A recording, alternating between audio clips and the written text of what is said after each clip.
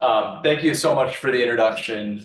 It's great to be here. My title sounds very important, but I'm director of myself. People sometimes say, "Oh, who is your staff, or who's going to come do the training?" It is me. So I am a director, but I'm the only person. So, great to be here. I always tell people that if the only thing you learn is my phone number and my email, that might be the most important thing that you'll learn. So please, I'm happy to take questions tonight.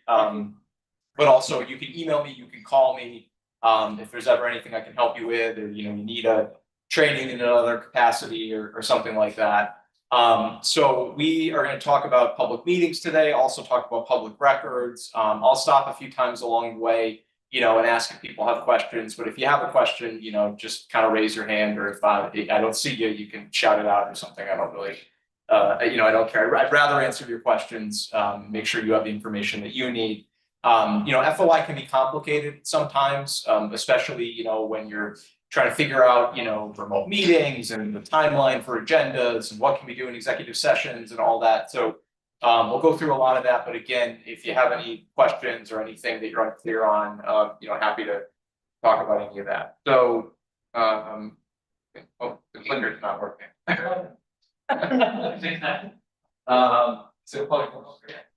It just, yeah.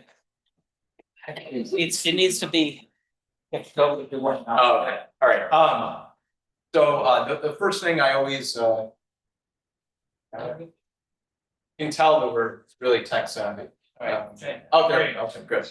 Okay, so I always like to start off these presentations by talking a little bit about the history of FOI, just because I think it's important that we all understand, where the law comes from, why do we have the law, what does it cover, those sorts of things. So freedom of information has been the law in Connecticut going back to 1975. We really have Governor Allegrasso to thank. She was governor when the law passed. And part of it was kind of born out of her own experience. She was a congresswoman during Watergate, so she sort of saw what can happen when there is not, transparency, when there's not trust in government, when there's the missing tapes and all these, swirling questions and secrets.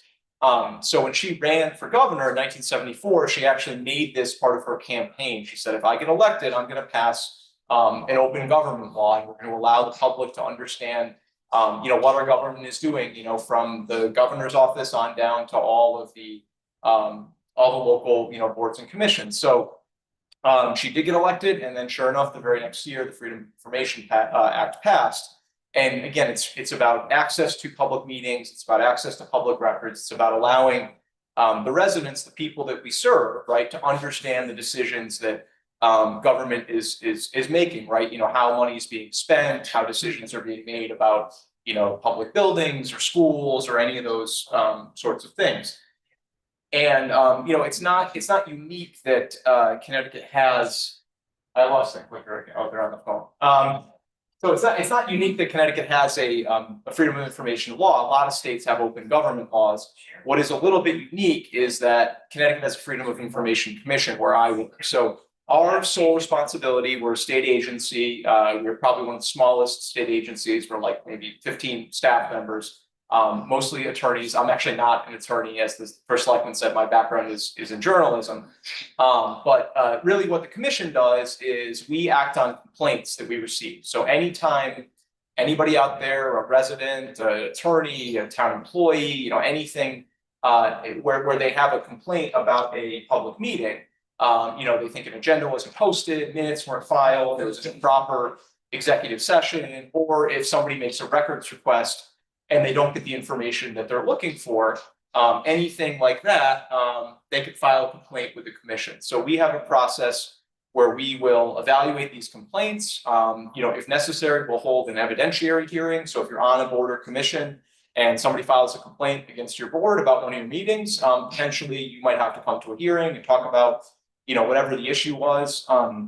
The good news is a lot of our complaints do get settled, so just because a complaint gets filed doesn't mean that there's necessarily going to be a hearing. But, if the complainant isn't satisfied, if there's a legal dispute, then, we will hold a hearing, we'll take all the evidence, and we determine if there was a violation of the law or not. And if we find that there was a violation of the Freedom of Information Act, then, we look sort of at a remedy, what can we do to try to rectify that. You know, we do work a lot through education. That's my whole job, is to come out and do all these trainings, because the hope is that, you know, if people learn what they need to do, and even if there's a complaint, you know, if you sort of have learned your lesson and you know, realize, okay, we're not going to do it again. A lot of times that's really what the commission is looking for. And if you look at some of our decisions, you know, they might at the end just say the order is follow the law, you know, going forward. So, but if there are cases where there's more serious violations, we can issue fines. We can order mandatory trainings, you know, so this is invitation. Sometimes I'm coming to do the remedial training because things haven't gone well. You know, those can be a little more tense sometimes. We can order production of records. So if somebody didn't get the information that they were looking for, you know, we would tell the town, you've got to give them those documents within 30 days or 45 days or anything like that. You know, and again, all the way up to a fine, which can go as high as $5,000, you know, for each violation. So we don't issue a lot of fines typically. Again, I think we try to work cooperatively. We hope people understand this. If there's a, you know, mistake because somebody didn't know what they were supposed to do, you know, that happens. But if there's a malicious case where somebody's really trying to hide information or, you know, trying to do something in secret, you know, there could be penalties that are more severe. What is a public agency? I include this slide because this sort of touches on who is covered under freedom of information. So when we think about town government, you know, the law covers all the different various town departments, all the boards and commissions. So all the records of all those departments and boards and commissions are covered under FOIA. All the meetings of boards and commissions, including subcommittees, or if you create a committee like a building committee, you know, some towns, when they got the COVID relief funding, created committees to decide how to spend that money. You know, if it's dealing with public business, if it's dealing with public money, then those meetings and those, you know, records are generally open to the public. There are some exceptions, which we'll talk about. There are some documents that you don't have to provide. There are some instances where some of the meeting provisions, you know, can be relaxed under certain circumstances. But the general premise is, you know, we're going to do our discussions in public. We're going to allow people to have access to records of the town. But what's important to know is that, you know, you are only responsible for the records of your agency, right? So if you're on a board or commission, people can ask you for the things that you have or that you receive related to your role on that board or commission. You know, just because you're on a board or commission, you're not in charge of obviously the whole town. You know, even for the board of selectmen, right? There might be records that they don't have that exist in other places and other departments. So if you get an FOI request, it's really for whatever you have. If you're on, you know, let's say you're on, I don't know, Conservation Commission or something, and there's something you guys are doing with DEP.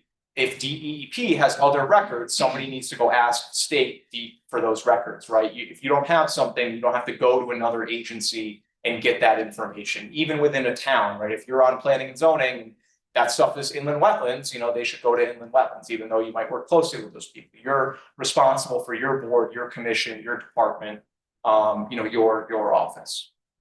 So sometimes FOI can extend to nonprofits, but typically only if they're doing like a governmental purpose. Earlier this afternoon, we were talking about like a volunteer fire department is covered under FOIA to some respect. Not everything they do, not things that are social or fraternal, but public funds, public safety, those sorts of things. Libraries sometimes might be a nonprofit, but they might be covered under FOIA because they're getting town funding or because of the relationship they have with town government. So before we move on and start getting into the nitty gritty on, you know, meetings first and then records, anyone have any questions so far? Yes. Getting back to the nonprofits, what is the cutoff? Just occasional amount of money that comes out, or so it really it goes back to that's a court case there on the bottom that dealt with this years ago. There's those 4 different factors. So it's not just the funding. I mean, if you're a nonprofit that gets a grant from the town every year, you're not going to be probably subject to FOIA. But if you're a nonprofit where, you know, significant revenue from the town has appointees to your board, if there's some kind of government, you know, involved in the decision making, then maybe there would be some like, you know, some ability to get information. But, you know, money is one factor, but not the determinative factor. So I think that's the end of that slide, it just, so what was it, Woodstock Academy? So Woodstock Academy is a private high school out in Eastern Connecticut, but they serve as the public high school for some small towns that do not have their own high school. So if you live in those towns, and I think Norwich Free Academy is the same thing, you can send your children to a private school because you don't have a public school. So because they act as a public school for certain communities, they're subject to FOIA with respect to some of the things that they do, because they serve that function. So that was the case years ago where our courts came up with this test to sort of figure out if they're the functional equivalent of a public agency. There was another case more recently where somebody was trying to get information from, this is years ago, but it was when it was like there was one company that did all the emissions testing in the entire state, and somebody wanted the records of that company, and they had a significant contract with the state DMV, but they were not found to be subject to FOIA because it was just a contractual relationship. DMV gave them money, they did the emissions testing, but DMV was not involved in the like the day-to-day of how it was going. So typically nonprofits are usually not covered, again, unless they are kind of doing some sort of governmental function. So with Woodstock, they were providing public education to these students. So that's a government function. So they had some they had things they had to disclose under FOIA with regard to certain aspects. Okay, so as I said, we'll start off with public meetings and then we'll talk about public records. Hopefully this isn't what's going on when we have our meetings, but maybe sometimes. So this is the definition of what a meeting is in the Freedom of Information Act. And I know you're probably thinking, well, why do we all know what a meeting is, right? Why do we have to talk about this? It's important because what a meeting is under FOIA is really broader than we think of as just our board meetings, right? A meeting as defined in the law is really anytime a quorum, which is a majority of board members, anytime a majority or quorum of board members is discussing or acting upon any board business, that is what is a meeting under FOI. So the thing I always tell people to be mindful of is situations involving emails, involving text messages. The classic example of what not to do is, if the agenda for your meeting is emailed out to all the members, people cannot just start replying in the email chain and everybody's weighing in on all these topics before you get to the meeting, right? If the Board of Finance agenda goes out, the members can't all have a big email discussion about proposed cuts that they want to bring up at the meeting. And I was doing this training once, and there was a guy who, I said this, I say it all the time, I said it to him, he had this funny look on his face, and he raised his hand and asked the question, and he said, do you mean to tell me that the first time we all talk about this is at the meeting? And I said, yes, exactly. That's the whole point of FOIA, is that we're not making decisions, we're not discussing things with the public not there. And sometimes people will say, well, what if we don't vote on anything, right? Well, sometimes the discussion is more important than the vote. If there's a 30-minute discussion, in the hallway before the meeting that nobody hears about, and then they don't vote on something, right? Maybe that was the most important part, what they talked about and why they're not going to do what they're going to do. So, do your board business at your board meetings. Again, the quorum or more is really key there. So, if a member has a question and they want to call the chairman, right? If it's two members of a bigger board, that's fine, right? Or if any, you're on a 9-member board and there's small groups of people want to meet and talk about something, or the example I used this afternoon, we were talking about libraries. Let's say you have a library board and people see that New Haven is doing this great program, and 3 of the 7 members want to go visit with the New Haven director and learn more about it. They can do that because those 3 members can't make any decisions, right? Even if they think this is a great program, they would have to come back to the board and say, all right, let's sign a contract and let's do this, right? You don't want all 6 of your board members to go meet with the New Haven director and sign a contract while they're down at the library and then come to the meeting and say, okay, and we signed this contract, and we decided to do this. So, email and text message, just be mindful of that. Again, discussions need to be happening in public meetings. So anybody can, come to a public meeting, but whether or not they want to, they get to speak is up to you. You can decide how to do that at your board meeting. So it's quite common that you ask people to give their name and address. You have a time limitation. Public comment is a local decision. There is no right to public comment under FOI, there is a right to attend a meeting. And so one thing I'll just share, is that sometimes every so often you'll get an issue where you get a huge turnout that you're not expecting, right? You have maybe you've had all these meetings for years and years and there's not a lot of people, and then some zoning application comes up or whatever and the room is flooded. People have to be able to attend a public meeting. So somewhere in this room, right there it is. The thing is posted that tells us how many people we can have in the room. If we have too many people, we have to figure out a way to accommodate those other people. It's probably easier today because we have Zoom. So, presumably there's going to be a population of people who will watch or participate on Zoom. So that might alleviate the burden. But, if the gym is overcrowded and the fire marshal is giving the selectman the evil eye from the back of the room, and you got to find a way to either postpone it or move it to a different location or something like that. You have to ensure access. So again, people can photograph, record, or broadcast a public meeting, so they can take pictures, they can Facebook Live, all those sorts of things are allowed because it's a public meeting. We sort of already touched on this already. Be careful. Email exchanges, text message exchanges. And a lot of times, it's not always malicious. Sometimes people are, look, we think this is the best way to get stuff done. If you're at your company or at your job, you're emailing all the time with all kinds of people, right? But it's different when you're a public official on a board or commission. There's a expectation that you're going to discuss these things, in public, not over email, not over text message. If it's something that is, kind of administrative or scheduling, or, somebody, has a suggestion to add something to an agenda, something like that, I think would be okay. Hey, can we put this on the agenda for the next meeting? Something like that would be all right. But save your back and forth debate for the meeting. In the corporate world, everybody's probably felt this way at one point. Oh my God, this meeting could have been an email. In FOI world, it's the opposite of, oh my God, this email, should have been a meeting. So just be careful. I know a lot of times people are doing it from a bad place, but sometimes what happens is people make an FOI request for emails. You turn over the emails and then they realize, oh, wait a second, now there was an illegal meeting that was happening based on these emails, and then they could file a complaint. So it could be something that just could cause issues down the line. Okay, so these are the two main types of meetings that are allowed under the law. There's three. There's another one on the next slide, but these are the two, sort of standard meetings. Every year, your board and commission should produce an annual meeting schedule, and everything FOI goes through the town clerk's office. So if you're not friendly with the town clerk, you will be soon, because all your agendas and minutes and schedules and all that goes to the town clerk's office. So annual meeting schedule goes to the town clerk's office. A special meeting is any meeting that was not on your annual schedule. So, we had all the snow a couple of times, last month. Probably a lot of meetings got canceled. If they get moved, they become a special meeting. Or if you need to add an additional meeting, something has come up, that you need to address.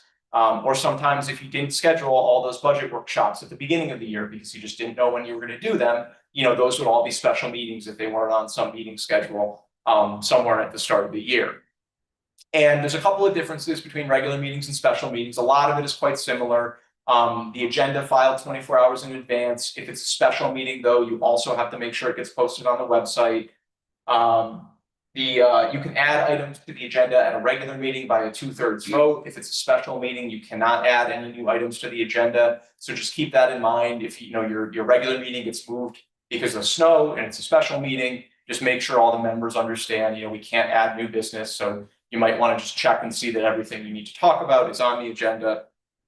And then there's a small distinction. I'll talk more about what goes into the minutes in a second, but you get a little bit more time to do special meeting minutes. You get 7 business days as opposed to 7 calendar days. I don't know for the life of me why they put that in the law. Honestly, I usually just say 7 days, but somebody asked me once. So I said, all right, I'll put the 2 different time frames there. So a little bit longer to do your special meeting minutes. There is a third type of meeting, an emergency meeting, as the name suggests, really only in the event of an emergency. And the reason you want to be careful with emergency meetings is, this is a meeting with no notice to the public. So people are going to naturally kind of be suspicious, and everyone is going to want to know, what was the emergency, right? Why did they have to do this? What was the big emergency? So if you have an emergency meeting, really, I would be thinking weather, public health, public safety, some significant event where really, if we don't take action, like something bad is going to happen, right? If we can't wait 24 hours to schedule a special meeting because we need to make a decision, immediately, right? Minutes filed within 72 hours, posted on the website, state the reason for for the emergency. I'll share, the example I said this afternoon too. What is not an emergency? Well, there might be things that come up where it is an emergency to you. I've gotten calls, over the last couple of years, from like a frantic selectman who calls me and, oh my God, we forgot to file the agenda for the meeting. The meeting is tonight. We have to do this because we have to take a vote to send it to town meeting. And we have to warn the town meeting in the newspaper, and they only publish on Thursdays. And I have to get them the notice today. We've all been in that predicament, in our jobs or in our life. And it's like, oh my God, how am I going to do this? But if you moved forward and said, well, we're just going to do it because we think it's an emergency, I would suspect the commission would say, well, maybe to you it felt like it was an emergency, but was it an unexpected, thing that demanded immediate action? No, it was somebody forgot to file the agenda. So those things can be frustrating. And what I would say is, if you know ahead of your meeting that something wasn't done correctly, it's pretty much always better to just say, hey, let's postpone this and let's schedule, you can schedule a special meeting later in the week. And you can do that because, the last thing you want to have happen is, the agenda doesn't get posted. You say, whatever, we'll have the meeting. Somebody files a complaint, goes to a hearing. The chairman of the board is under oath at the FOI commission in Hartford and is asked, did you know that the agenda didn't get posted to the meeting? And he has to say, yes, I did know, and we had the meeting anyway. So, again, I know it can be frustrating, because you got to get everyone's availability and all that. But, if you know ahead of time about an issue with a meeting notice or something, better to pause. Sometimes you don't know, right? Sometimes things happen and you don't know that something, didn't get posted or something. And, that does happen, right? And you just got to do the best you can when that happens after the fact. But if you know ahead of time, it's always better, I think, to pause and do it the right way. So there are, yes. Would this qualify as a meeting?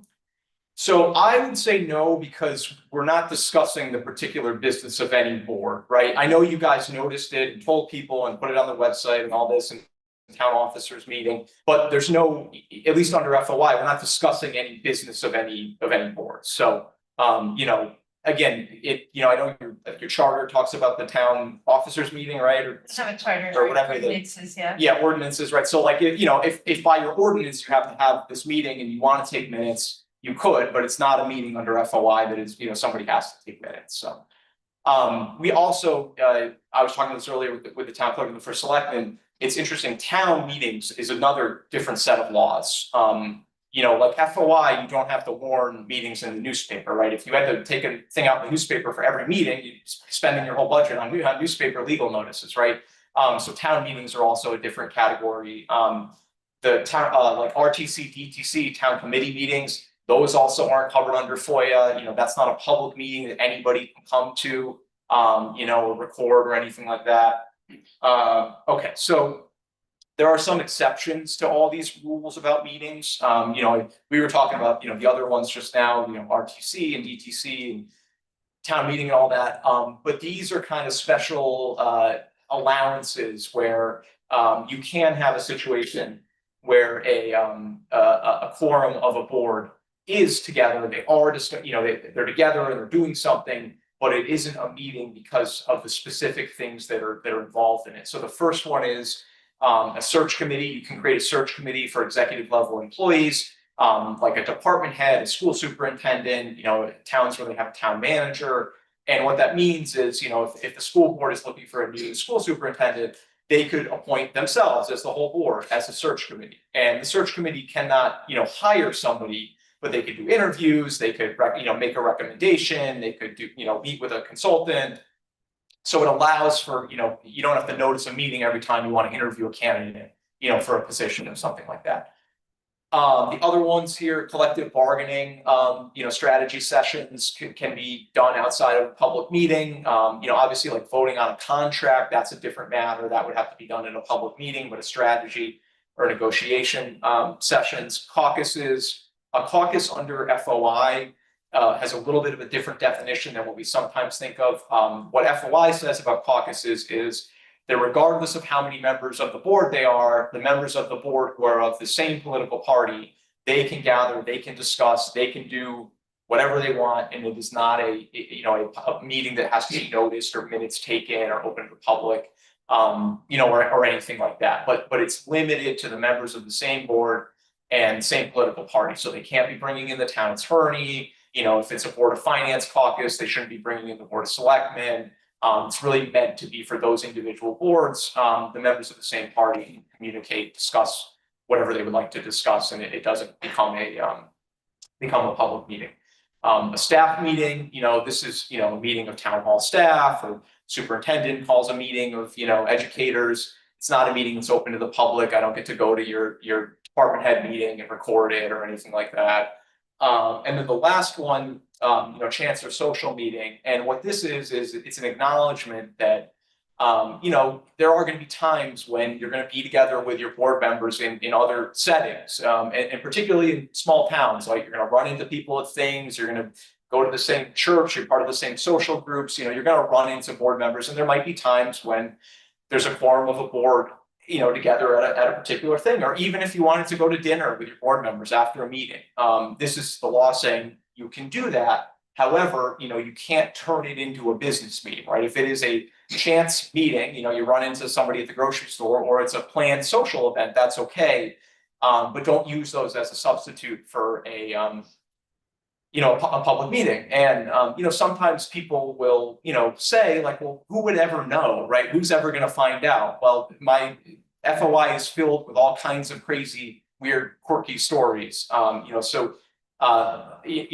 say you're at a board of finance meeting, and the meeting is over, and then you've been working all day, and you say, all right, let's go get pizza or something down the road. And so you all go down the road and you get pizza, and you're sitting there and you have your budget books, and you're like, yeah, let's just do some stuff while we're here, right? Nobody's going to know. And then the person you least expect walks in to pick up a pizza, and they look over and they see the board of finance all sitting there with their budget books on the table and marking things up with pencils. And, so you never know, right? One, it's not transparent, but two, there's been crazy things that have happened in complaints. And so just be careful, be mindful of this. The other one I always talk about is what I call the parking lot meeting, which is the meeting is over, everybody's standing around outside, more common when it's warmer out, right?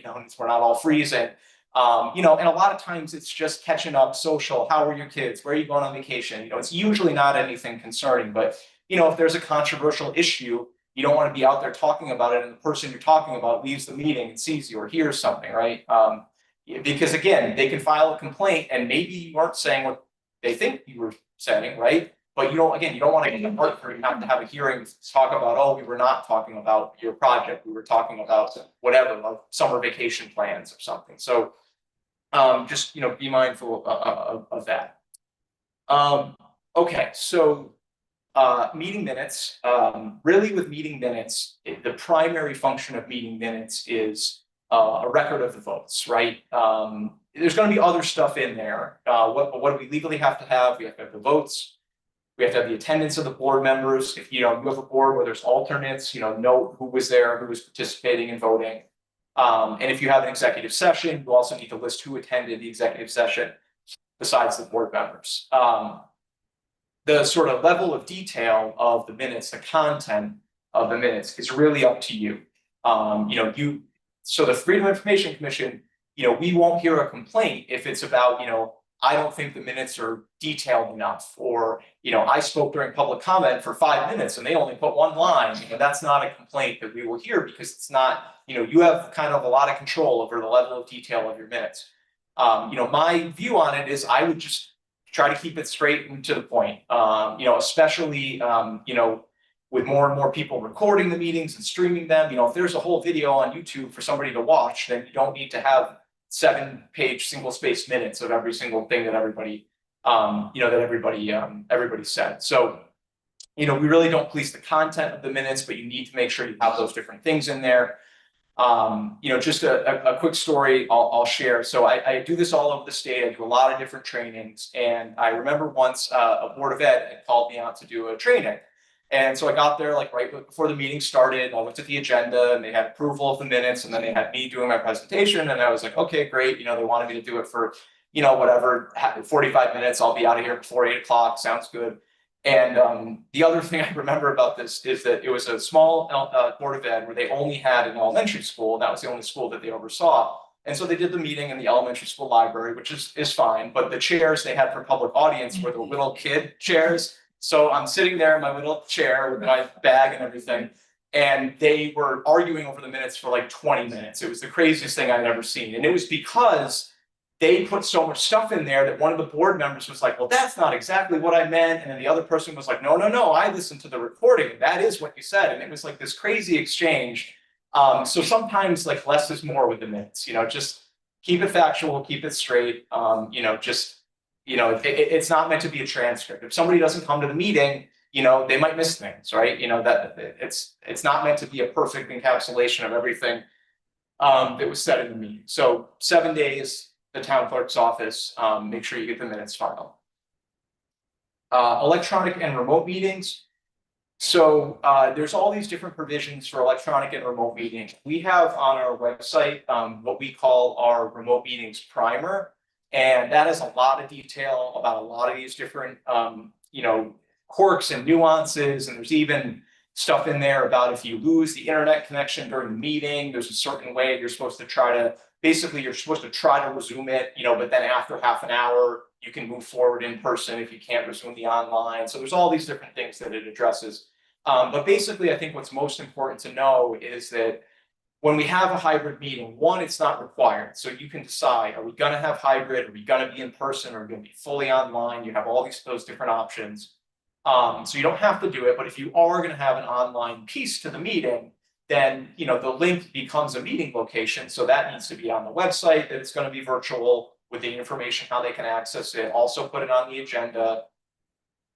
You know, people sometimes ask about recording meetings. The only meetings that you have to record under FOI are if it's an online only meeting. Now, I know if anyone is on land use boards, there are requirements in other statutes. Land use boards have to do audio recording. That's a different state statute. But under FOI, in terms of a video recording, it would only be if it's online only. If you can record other meetings, great, right? If you have the equipment and the capability, I think the public likes that. I think people like that they have a video they can go back to if they can't, you know, watch it while the meeting is going on right then and there. So I think it's a good service if you could do it. But if you can't for some reason, you know, it's not a requirement unless it's an online only meeting. And then the last bullet point is also important. So it's not required for the public, but it is required for board members. So if you have a board member who, you know, they had knee surgery and they're recovering at home, but they have all the stuff, you mail them the packet, they're keeping up on everything, they want to participate, then you have to find a way for them to call in or Zoom in or whatever you want to do.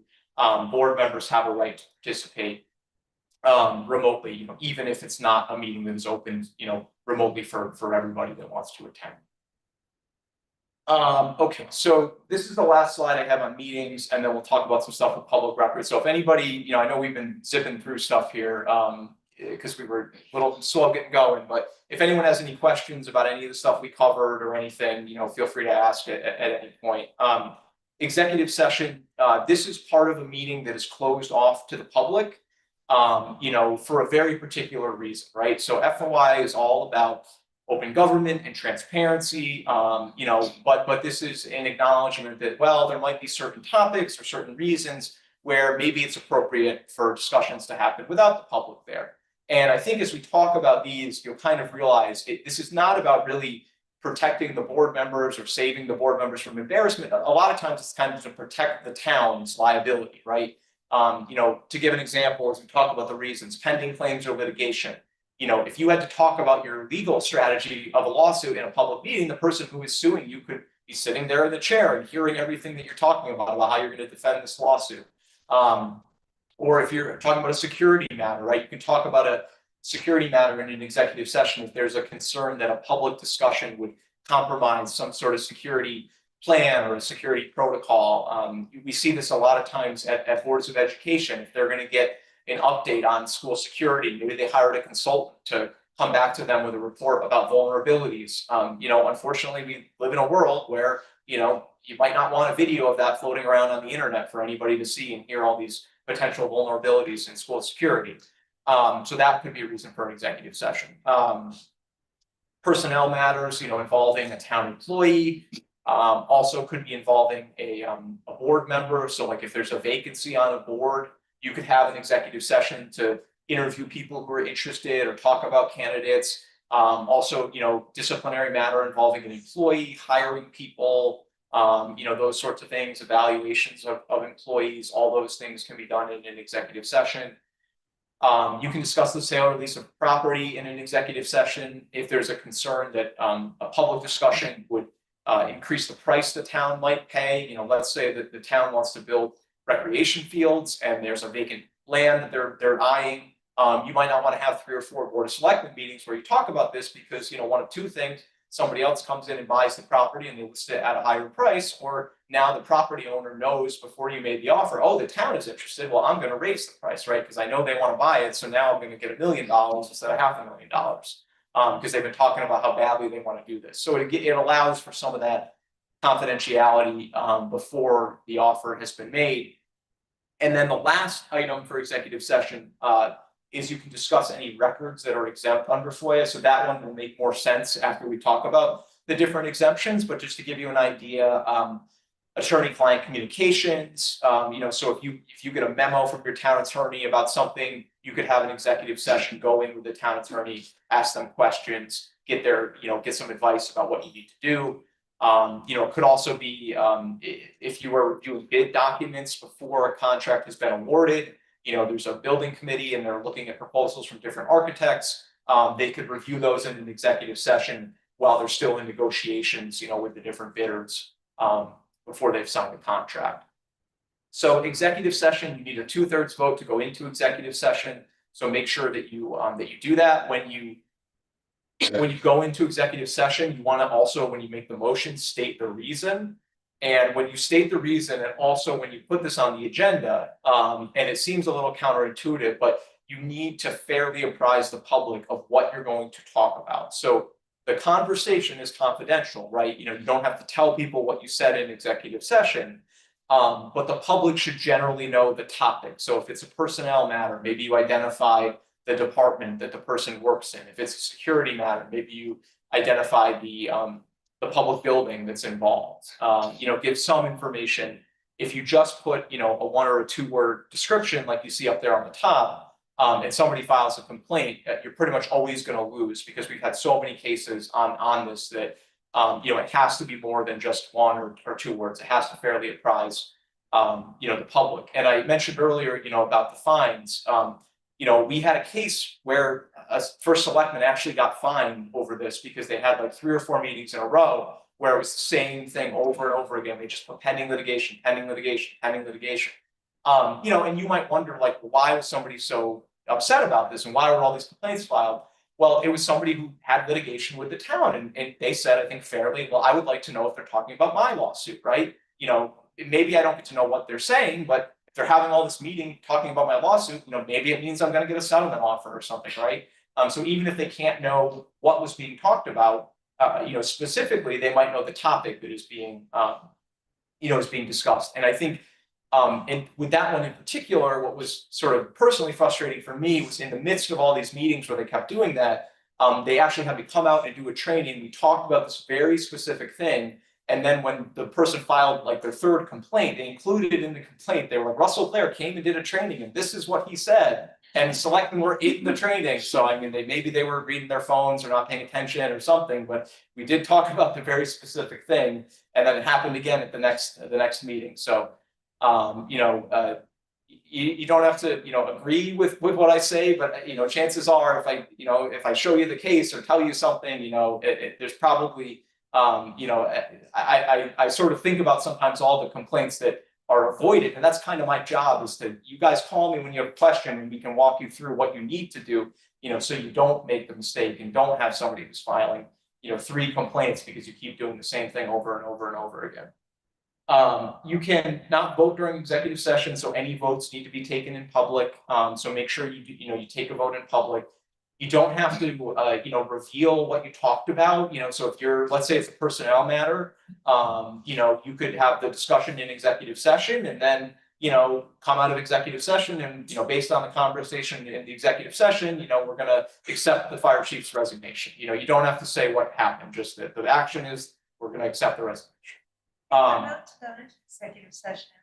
When you're in executive session, then you have to vote. How do you get out? So people always ask me that, like, if you take a vote to leave executive session, like, honestly, like, I don't think that's really like a big concern. I mean, most of the time what I would say is usually everybody's gonna say their piece and eventually it's gonna be like, okay, everyone has talked, like, we all kind of understand where we all stand. Let's just go back into, public session. So it's not like a thing that you have to necessarily vote on, but like if you voted to leave executive session, it's not, you're not really doing anything, you're just coming back into public session. So I wouldn't be so worried about how you do that, whether you poll people or raise your hand if we're all done and you want to come back.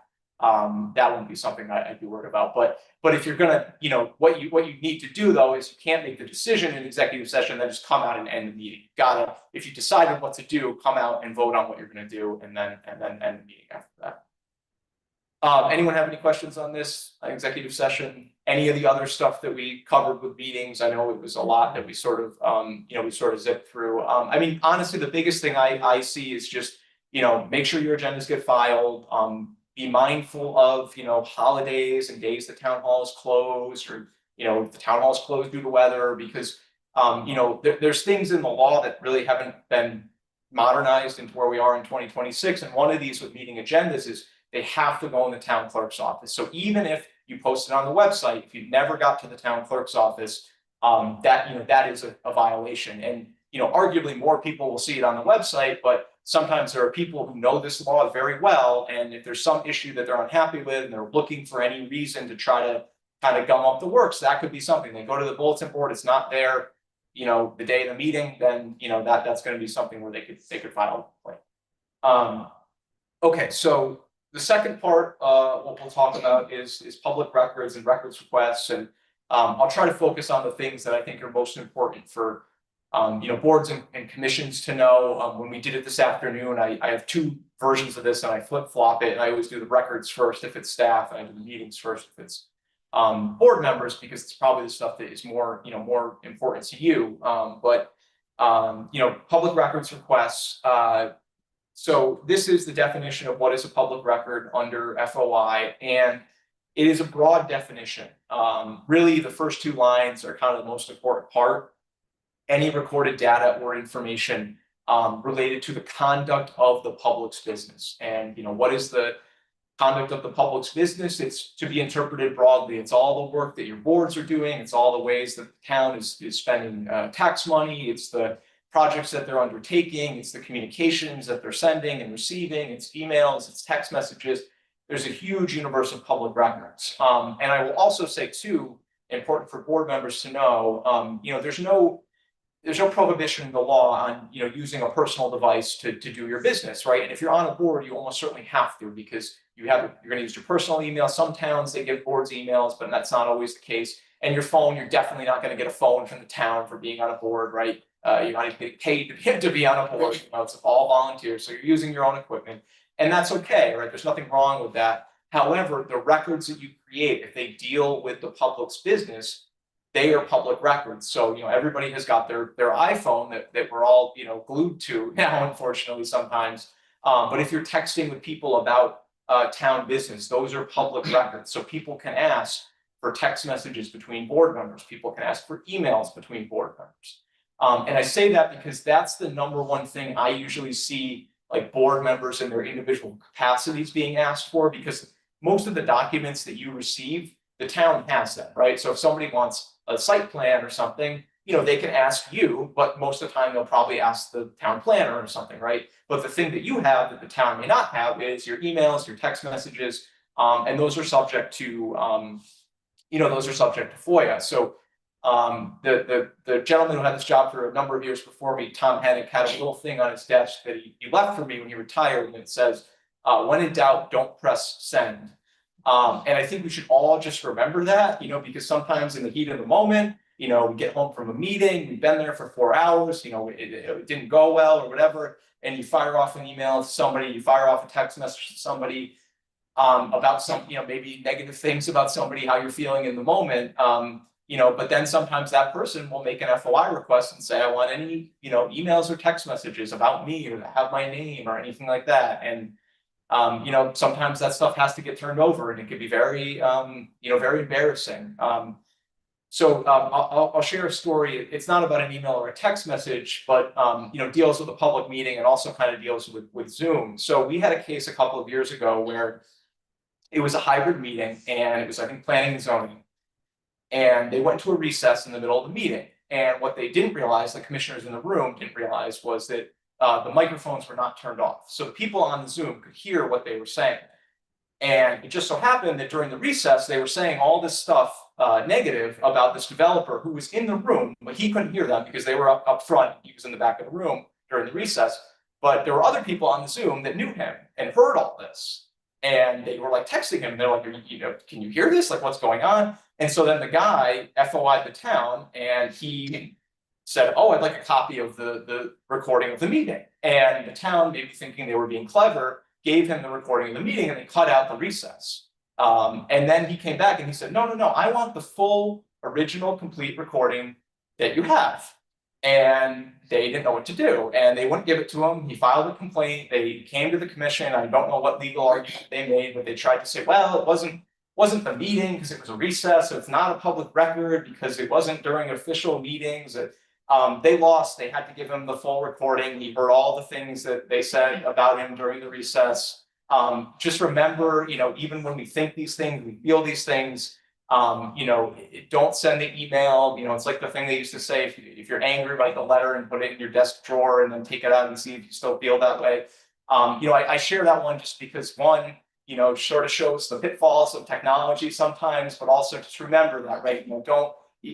Don't take a chance, right? Because now, that developer's got this stuff that they said about him, and if this project gets not approved, he's going to say, look, this is what they think of me. That's why they didn't approve my project. So, common sense can save us a lot of times with these different things. But so if something is a public record, like that recording of the video that they had, people are entitled to copies of public records, except as otherwise provided by any federal law or state statute. So what that means simply is, if you have got a public record and I ask for a copy of it, then it needs to be provided unless there's a legal reason why not, that there's a legal statutory basis as to why, a certain record is not going to be provided. And we'll talk about those in a second. So just general overview of FOI requests. Again, a lot of this is going to fall on town staff. So some of these things, not necessarily, going to be, maybe your responsibility, but you don't have to, answer questions, do research, or create records that don't already exist under FOI. You have to provide copies of public records. So if you're on planning and zoning, somebody could ask you for a copy of a site plan. If they send you an email, I can't believe you guys approved this project. What are you thinking? Tell me why you think this is a good idea for the town. You don't have to engage in a dialogue with somebody. It's not about having to answer their questions. It's not about researching a project or something for somebody. It's not about creating a list of something you don't already have. It's basically they can ask you for copies of the records that you have. And then, they don't have to use a specific form. Somebody on the board this afternoon asked a good question that I didn't bring up, so I'll say it here, is that it doesn't have to be in a certain way. They don't have to say freedom of information. They don't have to cite a statute. They can, if I'm giving this presentation and one of you emails me tonight and says, hey, can you send me a copy of the presentation you gave? That is an FOI request, right? It's as simple as that. So if you get an email asking for public records, make sure that you treat it as you need to, right? Don't delete it. Don't say, oh, it's not my responsibility. You want to respond appropriately, and we'll talk about that too. There are some fees for FOI. Generally, it's about the copies of the records. You can't charge people for your time. I know requests, particularly to board members, it can be stressful because you're already a volunteer board member as it is, right? You've got a day job, you've got a family commitment, you've got your board commitment, and then you get this FOI request for your emails. But you have to do the best you can to try to get that done if it's something that somebody requests. Again, fees, you can't really generally charge, it's for time. Sometimes you can charge for electronic records if there's some kind of outside help you need, a contractor, an IT expert, you might be able to pass along some of those costs to the requester. So any person can come up to me specifically to ask my emails, or does it have to look like someone Board of Ed and have to? I mean, it doesn't have to go through the business office. So if you're on the Board of Ed, they can email you as a Board of Ed member, and they can say, I would like copies of the emails between you and whoever. And chances are, if you get a request like that, you're probably going to get help from people in central office. You're going to say, hey, I got this request, we need help, the attorney might get involved, so, but they can send it to you as a board member, you can receive an FOI request for, again, all the stuff that you receive and send and all the things related to being on a board. So, and again, to me, email usually seems to be the thing that people ask about, because sometimes, and most people are pretty smart, most people don't do the things I just talked about, with the talking on the hot mic and sending the emails that they regret. Most people understand that, I think are pretty good. And a lot of times it's just somebody's unhappy and they're trying to find out if, there was some discussion happening before something happened, So email might be something people might have, but they want to see if the Board of Ed was talking about them before they did something, or, but usually you guys are so busy doing all the other things you're doing, you're not, talking about individual people or things like that, so. Okay. So if you ever get an FOI request, what's important is you have to make sure that you acknowledge the request within 4 business days. If you don't respond at all, that is considered a denial of their request.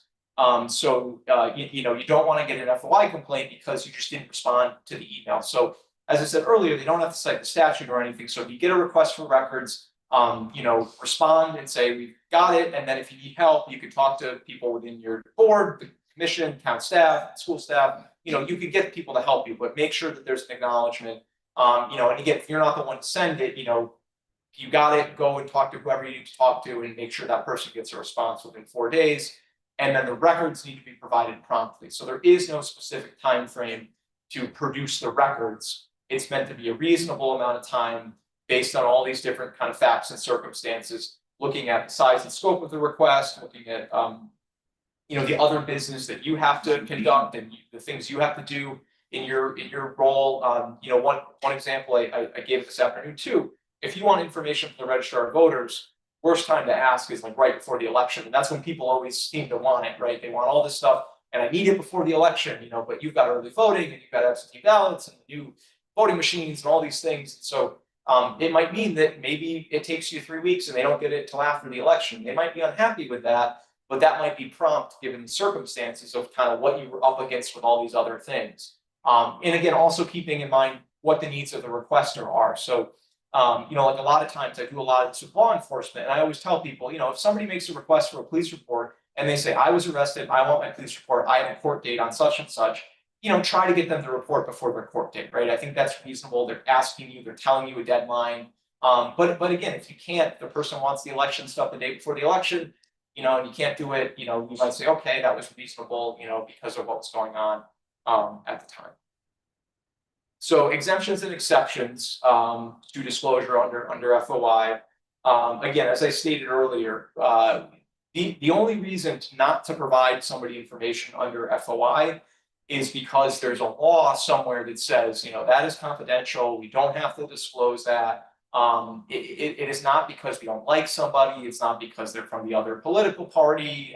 The one I hear from people now is everyone is worried that when they get this stuff, they're going to go post it on the local Facebook page. If it's a public record, they can do that, right? The only reason somebody doesn't get a public record is because there's some kind of state or federal law that says that information doesn't have to be provided. So there's a lot of these. I'll talk about some of the exemptions within our FOI law in the next slide. But again, FERPA, if you work in education, HIPAA, dealing with health matters. There's all different kinds of state statutes, out there. When I first made this slide presentation a couple of years ago, I just picked a few random ones to put on there. One I highlight just because I think it's kind of interesting is that there's a state law that says evaluations of public school teachers are not available under FOIA. That's not all public employees. So if you're the public works director and you have an annual evaluation, I can get a copy of that and I can see if you did a good job, plowing all the snow and everything we had this past month, right? But if you're a school teacher, there's a law that says, nope, you can't get the evaluation of a school teacher. And I don't do this to pick on teachers. My wife is a teacher, but I was so curious about this. I was like, why do they have this thing? That I looked up the history of it, and it was kind of interesting. It was like years ago in the 80s, after FOI, got passed. And you can agree or disagree, but what the concern that was raised was there was a worry that if teacher evaluations were public, parents were going to request it every year, and they were going to demand that their kids be moved to the class of whichever teacher had the highest score. And the argument was it wasn't fair to newer teachers who were trying to learn and grow and everything. And the schools were like, it's going to create this huge headache. I mean, I don't know if it really would have, how many parents really would have requested these every year and looked at the comparisons and done all that, but that was what was said to the legislature, and the legislature said, okay, and they passed a law. And so teacher evaluations are exempt, but other public employee evaluations are public. So sometimes, there's weird quirks in the law, that you might think something would be a public record, and then there's some statute. Again, that's not an FOI, that's in the education statutes. So my predecessor, one of the stories he told me is he said when he was early on in the job, he got someone called him about this, and he was like, oh yeah, of course that's a public record. And somebody overheard him and was like, no, like there's this law over here that you didn't know about. So that's to say that this is hard sometimes because we don't know. And as much as FOI is about providing public information, we also don't want to disclose things if laws say we can't disclose them. So if you get a tricky request, you're not sure what to do, it's not straightforward, I would, talk to your town attorney, talk to your first selectman, talk to people on the board, call the commission. We can help you to navigate some of those, challenges, again, if you're not sure what the law might say about a record. So this is the last slide I'll end on, and then I'm happy to take any other questions that people have. This is a not exhaustive list of the exemptions in the Freedom of Information Act. And I tried to pick out the ones that, are sort of interesting or that I see most often. Preliminary drafts and notes. So that can include things like if you're in a meeting, you take personal notes that are sort of for your own memory, as your own recollection, maybe you're, so you have it, so when you go back home and you're looking at the budget, you remember what people said at the workshops, those are probably not public, you don't have to disclose your personal notes. Or if there's a draft of something, maybe there's a human resources investigation, and they've talked to different employees, but they haven't talked to everybody yet. They haven't concluded the investigation. Might be a draft report that you wouldn't have to disclose. Personnel records, about town employees. There is a lot of visibility into personnel files. You can find out things about, people who work for the town and their salaries and their job responsibilities and even disciplinary matters. What is not public is generally more, personal, family, home life, those sorts of things. But if it's about their job or what they're doing at work or they're not, supposed to be doing at work, those are things that generally people can get access to. Law enforcement has a lot of different exemptions, for pending cases, for witness statements, protections for victims, for minors. There's all kinds of things with law enforcement. A couple of these are legal in nature, pending claims and litigation, records reflecting strategy, proposed settlement of a lawsuit, attorney-client privilege, if there's communications from the town attorney.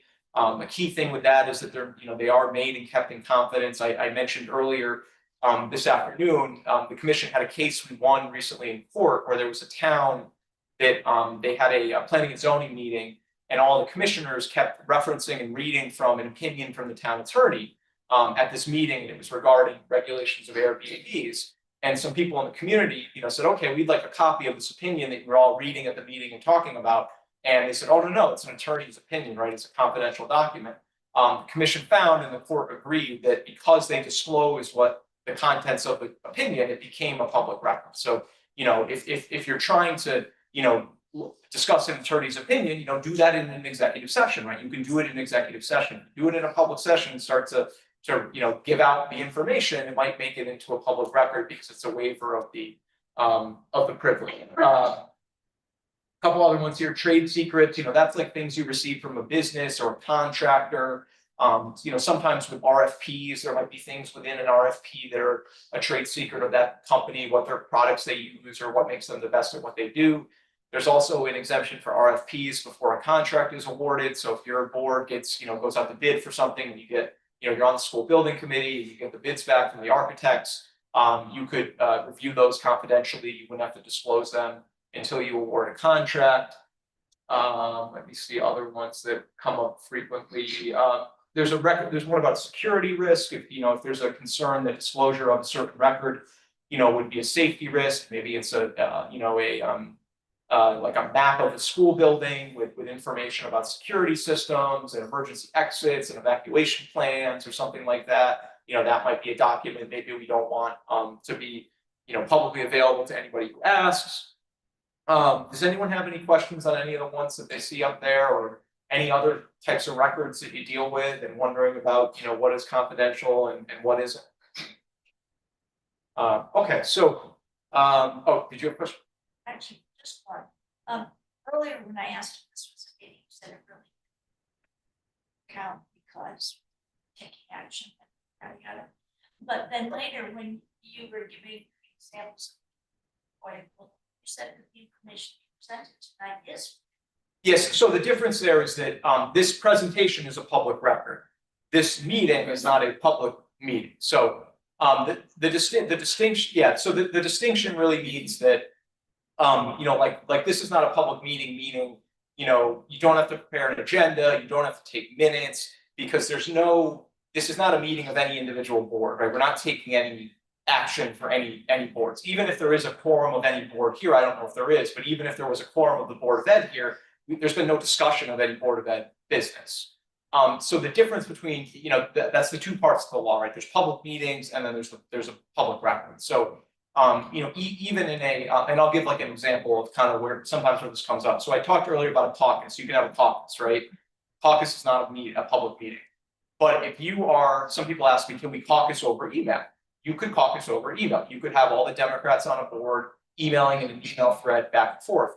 Those are public records though. So if the point of the caucus was to not let people know what we're talking about, you've created a paper trail and public records about your caucus. So it was okay for them to email back and forth, but the emails are still, something people could ask for under FOIA. Does that make sense? That does. This. Yeah, what I'm saying is like this document that I have, right, or that the town has, you could make a request to the town or to me and say, I want a copy of that document. But if some random person, wanted to come in here and record this whole meeting, you could say, this is not a public meeting of a board. This is our town officers' meetings. Right now, anyone.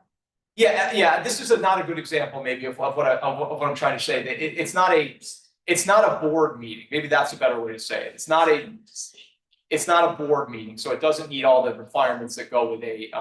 It is a meeting that is open to the public, and you're streaming it and all that. So it is like we think of it as it's a public meeting, but public meeting under FOI has a specific definition. Really, it's the board meeting. So it would be like almost like, let's say the superintendent says, there was an incident at the school, and we're going to have a community meeting, and I'm going to stand up on the stage, and anybody can ask me questions. Now, most of us would think that is a public meeting, right? We're inviting the public to come and talk to the superintendent.